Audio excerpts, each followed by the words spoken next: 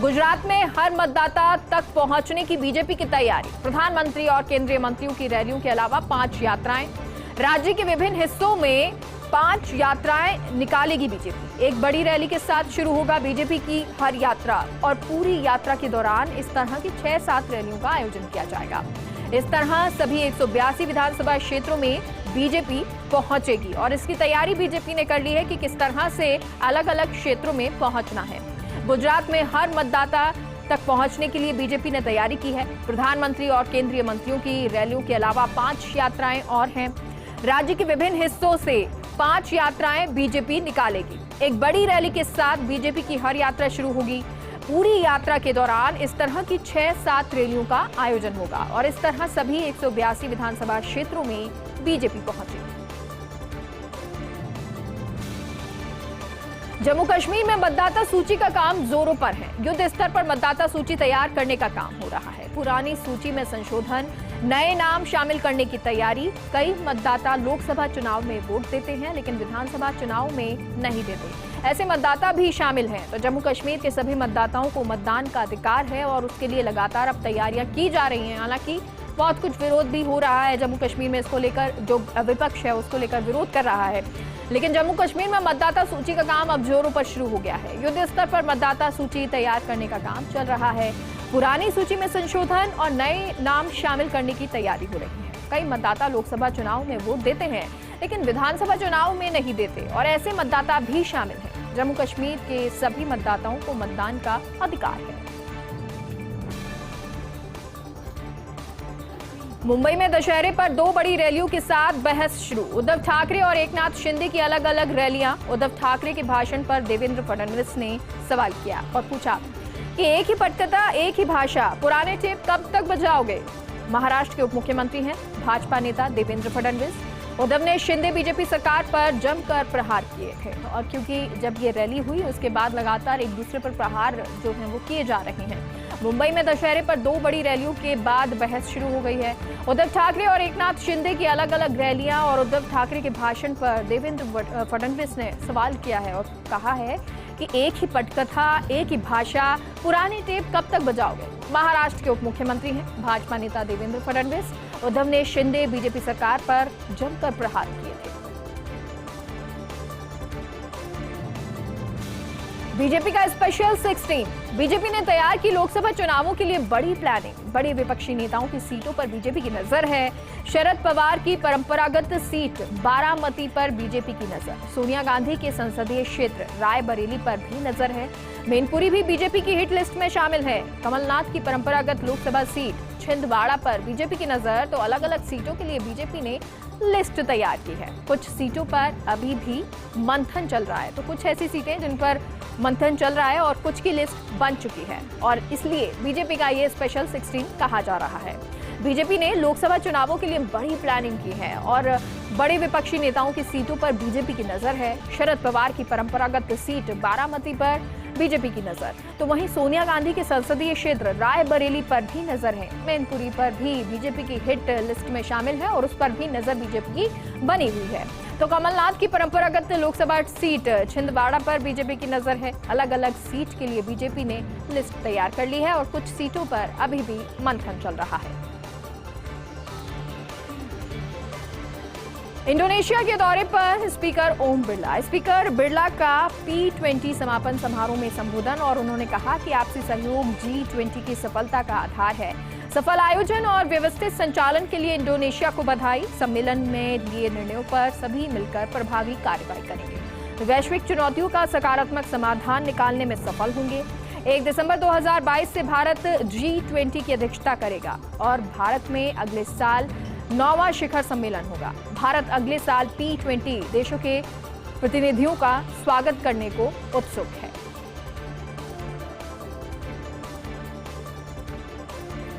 शिवसेना के शिंदे गुट ने चुनाव आयोग से शिकायत की है। चुनाव चिन्ह का दुरुपयोग कर सकता है शिवसेना का उद्धव गुट।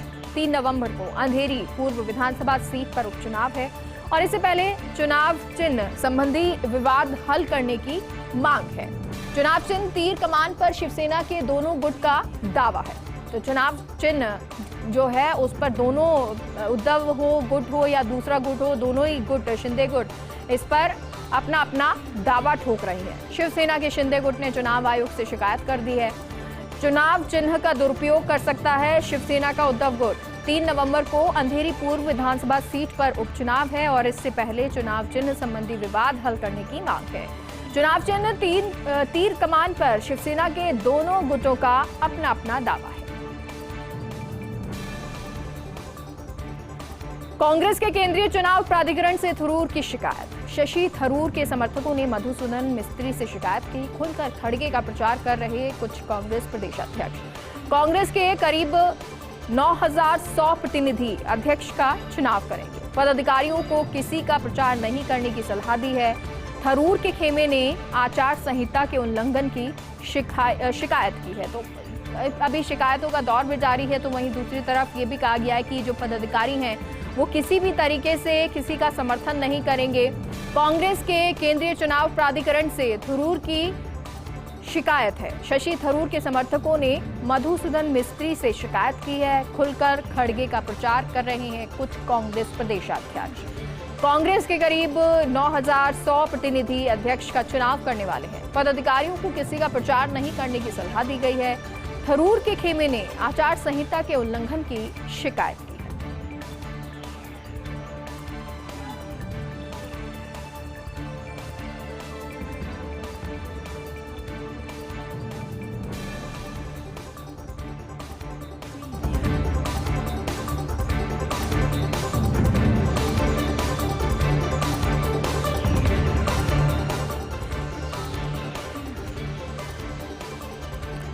कांग्रेस अध्यक्ष चुनाव, राज्यों के दौरे पर मल्लिकार्जुन खड़गे का शशि थरूर के साथ सीधा मुकाबला है। गुजरात में साबरमती आश्रम से चुनाव प्रचार की शुरुआत। अगले 5 दिनों में 10 राज्यों की राजधानी खड़गे पहुंचेंगे। शशि थरूर ने भी शुरू कर दिया है चुनाव प्रचार। महाराष्ट्र, तेलंगाना, तमिलनाडु का दौरा शशि थरूर कर चुके हैं। तो चुनाव प्रचार किया जा रहा है और ये प्रचार अब शुरू हो चुका है, चाहे वो मल्लिकार्जुन खड़गे हो चाहे फिर वो शशि थरूर हो। कांग्रेस अध्यक्ष चुनाव ये है और राज्यों के दौरे पर मल्लिकार्जुन खड़गे हैं। मल्लिकार्जुन खड़गे का शशि थरूर के साथ सीधा मुकाबला है। गुजरात में साबरमती आश्रम से चुनाव प्रचार की शुरुआत हुई और अगले 5 दिनों में 10 राज्यों की राजधानी में खड़गे पहुंचेंगे। शशि थरूर ने भी चुनाव प्रचार शुरू कर दिया है। महाराष्ट्र, तेलंगाना, तमिलनाडु का दौरा शशि थरूर कर चुके हैं।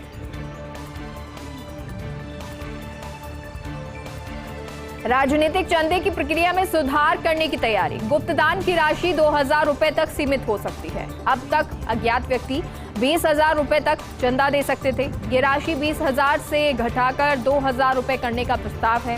2021 में 8 पार्टियों को अज्ञात स्रोतों से मिले 171 करोड़ रुपए। 2004, 2005 और 2014-15 के दौरान राजनीतिक चंदे की स्थिति। इस दौरान पार्टियों को अज्ञात स्रोतों से 2/3 चंदा मिला। राजनीतिक चंदे की प्रक्रिया को पारदर्शी बनाने का प्रयास है और इसी प्रयास के चलते अब जो राशि है वो घटा दी गई है, यानी कि 2000 तक करने की इसकी तैयारी है। तो राजनीतिक चंदे की प्रक्रिया में सुधार करने की तैयारी की जा रही है। गुप्तदान की राशि को 2000 रुपए तक करा जा सकता है, यानी कि इतनी सीमित की जा सकती है कि 2000 रुपए तक की राशि दी जाए। अब तक अज्ञात व्यक्ति 20,000 रुपए तक दे सकता था चंदा। ये राशि 20,000 से घटाकर 2,000 करना उसका प्रस्ताव रखा गया है। 2021 में 8 पार्टियों को अज्ञात स्रोतों से 171 करोड़ रुपए मिले। 2004-05 और 2014-15 के दौरान राजनीतिक चंदे की स्थिति। इस दौरान पार्टियों को अज्ञात स्रोतों से 2/3 चंदा मिला। राजनीतिक चंदे की प्रक्रिया को पारदर्शी बनाने का प्रयास है। हिंदुस्तान टाइम्स में राजदीप सरदेसाई का लेख। बीजेपी और कांग्रेस में नेतृत्व की शैलियां परस्पर विपरीत हैं। कांग्रेस अध्यक्ष चुनाव से जुड़े हुए घटनाक्रम से खुलासा हुआ है। पार्टी के अंदरूनी मामलों में बीजेपी नेतृत्व का पूरा नियंत्रण है। बदलाव के संकेत भी बीजेपी देती है, कांग्रेस में ऐसा नहीं है। इस तरह की निरंतर सक्रियता कांग्रेस में सिरे से गायब है और ये कहा भी जा रहा है कि ये सक्रियता होनी चाहिए और इसी को लेकर हिंदुस्तान टाइम्स में राजदीप सरदेसाई का लेख आया। बीजेपी और कांग्रेस की में नेतृत्व की शैलियां परस्पर विपरीत हैं। कांग्रेस अध्यक्ष चुनाव से जुड़े घटनाक्रम से ये खुलासा हुआ। पार्टी के अंदरूनी मामलों में बीजेपी नेतृत्व का पूरा नियंत्रण है। बदलाव के संकेत भी बीजेपी देती है, कांग्रेस में ऐसा नहीं है। इस तरह की निरंतर सक्रियता कांग्रेस में सिरे से गायब है।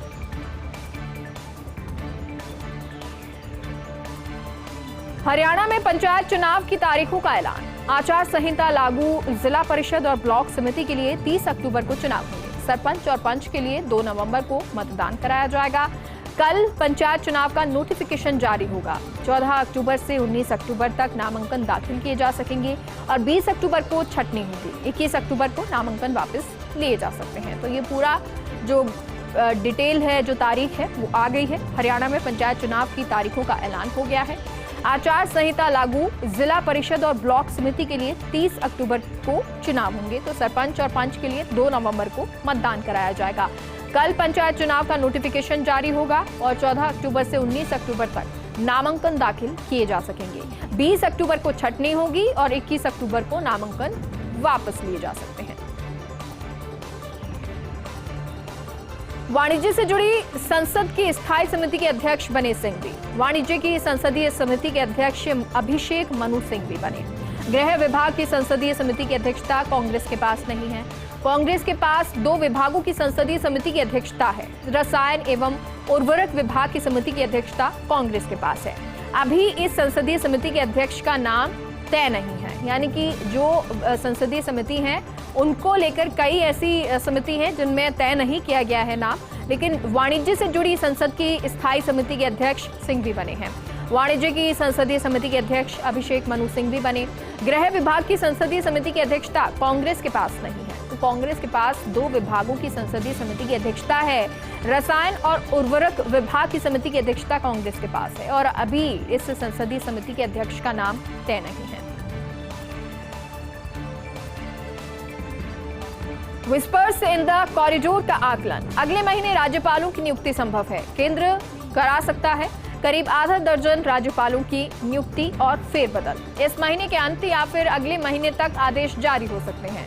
वर्तमान में पश्चिम बंगाल और मेघालय में नियमित राज्यपाल नहीं है और अब ये हो सकता है कि नियुक्ति या फेरबदल हो। विस्पर्स इन द कॉरिडोर का आकलन है। अगले महीने राज्यपाल की नियुक्ति संभव हो सकती है। केंद्र करीब आधा दर्जन राज्यपालों की नियुक्ति या फेरबदल कर सकता है। इस महीने के अंत या फिर अगले महीने तक ये आदेश जारी हो सकते हैं। वर्तमान में पश्चिम बंगाल और मेघालय में नियमित राज्यपाल नहीं है।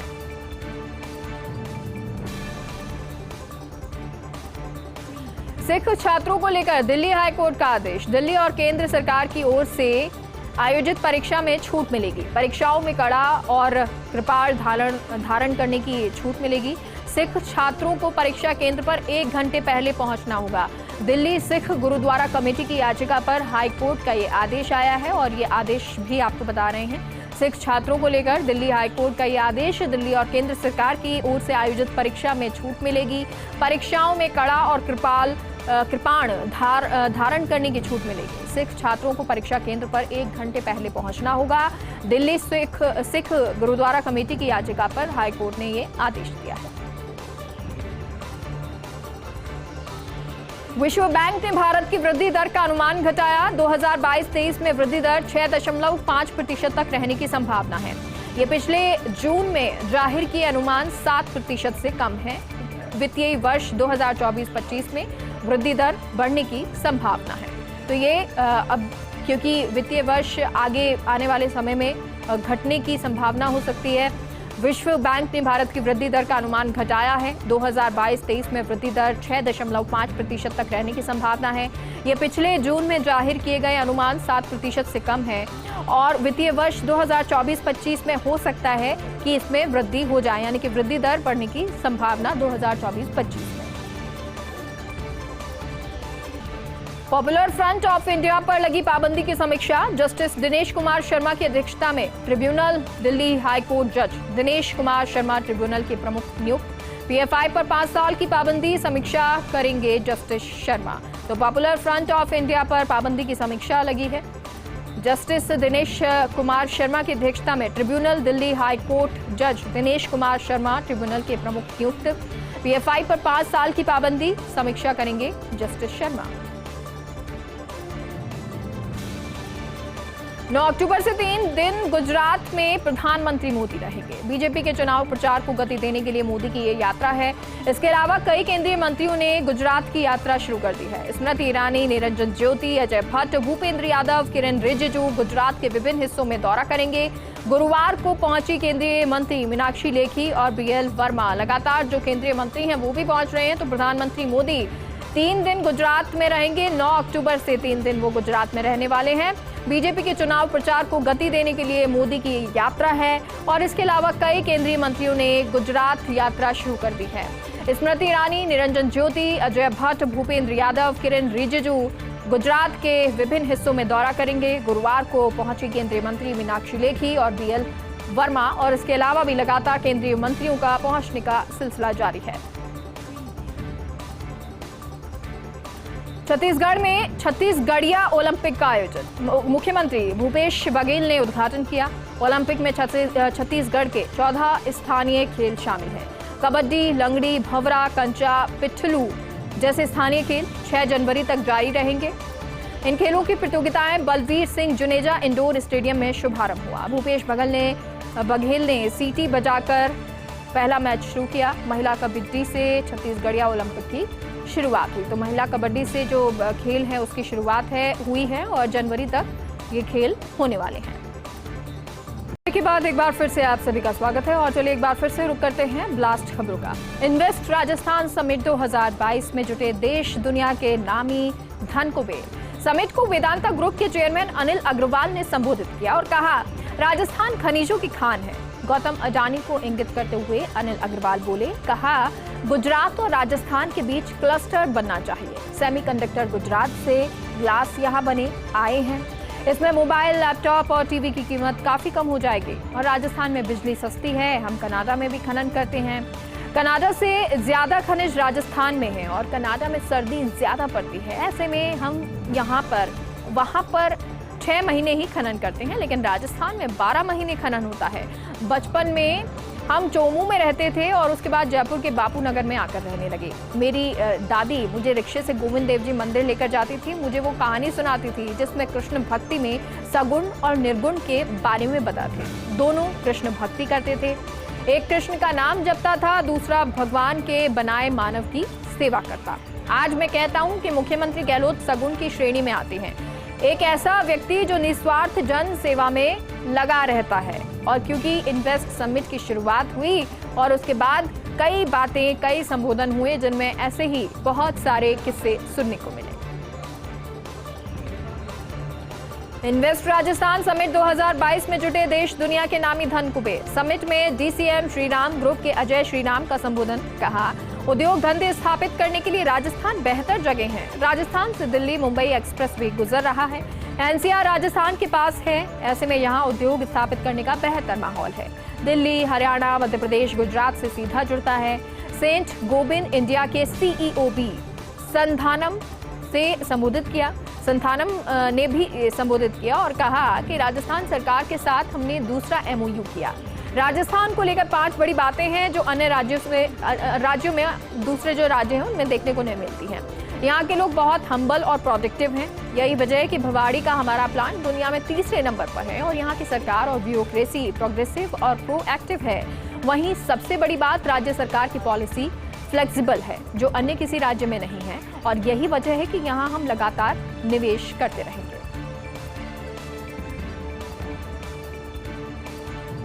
धनतेरस से पहले राजधानी में जुटे देश दुनिया के धन कुबेर। इन्वेस्ट राजस्थान समिट 2022 में उद्योग मंत्री शकुंतला रावत का संबोधन। उन्होंने कहा, मुख्यमंत्री गहलोत का सपना था कि राजस्थान में युवाओं को रोजगार मिले, उद्योग धंधे स्थापित हों, जो अब साकार हो रहा है। राजस्थान में उद्योग की स्थापना के लिए बेहतर माहौल है। राजस्थान सरकार ने उद्योग नीति जारी की है और साथ ही एमएसएमई नीति भी जारी की गई है। उद्योगपति आश्वस्त रहें, हमारे मुख्यमंत्री का दिल बहुत बड़ा है। किसी भी तरह की परेशानी आप लोगों को नहीं आने देंगे। हमेशा आपके साथ खड़े हैं। अब तक जो मांगा वो दिया है। मुख्यमंत्री गहलोत ने उद्योग के क्षेत्र में महत्वपूर्ण काम किए हैं। ये सम्मेलन राज्य और देश भर में उभर रहे सेक्टर पर आधारित है। राजस्थान सरकार का इन्वेस्टरों को पूरा सहयोग रहेगा। Invest Rajasthan summit Tata power के सीईओ डॉक्टर प्रवीर सिन्हा का संबोधन, और उन्होंने कहा आज रिन्यूएबल एनर्जी में राजस्थान सिरमौर है। आज राजस्थान में 20,000 मेगावाट जनरेशन हो रहा है। मैं उम्मीद करता हूं कि आने वाले समय में ये 50,000 से 1 लाख मेगावाट हो जाएगा। टाटा पावर के कई प्रोजेक्ट्स राजस्थान में चल रहे हैं। Tata power e charging battery को लेकर राजस्थान में काम कर रहा है। CSR को लेकर भी टाटा पावर 3 प्रोजेक्ट्स यहां चला रहा है।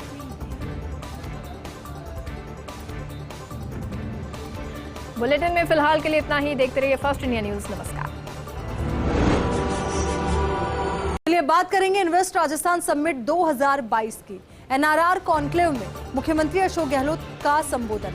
उन्होंने कहा कि मुझे एक चीज की बहुत तकलीफ होती है, यहाँ से लोग विदेश जाते हैं, वहाँ उनके बच्चे जन्म लेते हैं और फिर वो अपने बच्चों को यहाँ नहीं लाते। ऐसे में जब बच्चे बड़े होते हैं तो वहाँ के संस्कार अपना लेते हैं। यहाँ के संस्कार उनमें होते ही नहीं हैं। अपने बच्चों को माटी से जोड़े रखो। ऐसे में बच्चों को अपनी माटी से दूर नहीं रखना चाहिए।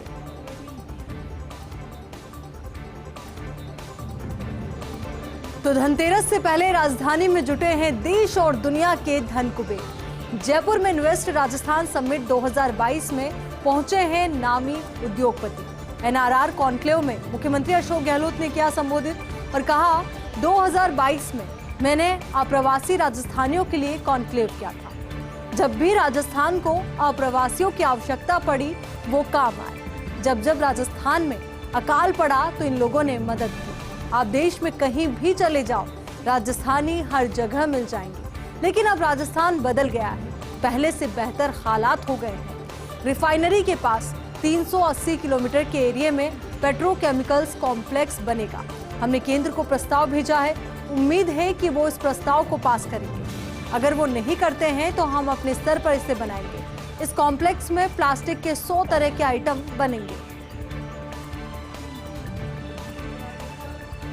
तो इन्वेस्ट राजस्थान समिट 2022 से जुड़ी हर खबर हम आप तक पहुंचा रहे हैं। तो वहीं जानकारी आपको दे दें कि तमाम धन कुबेर भी यहां पर जुटे हैं।